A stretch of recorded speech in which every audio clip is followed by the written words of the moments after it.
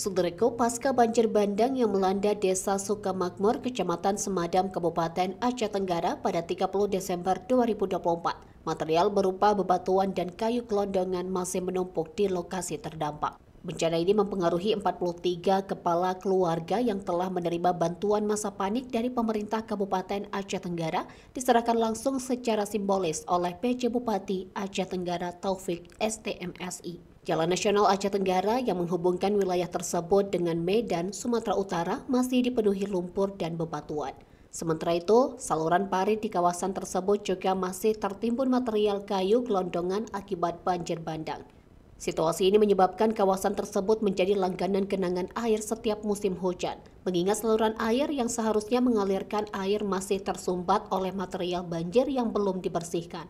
Pihak Balai Pelaksanaan Jalan Nasional atau BPJN Aceh yang bertanggung jawab atas perawatan jalan nasional belum melakukan pembersihan material dari parit dan badan jalan. Berdasarkan pantauan tribungai.com, tumpukan bebatuan dan kayu gelondongan pasca banjir terlihat seperti gunungan di sekitar pemukiman warga.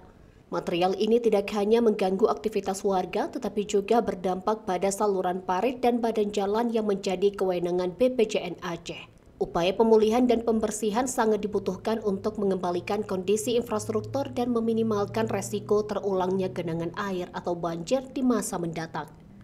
Dari Aceh Tenggara, Asnawi Lui, Tribun Gayo.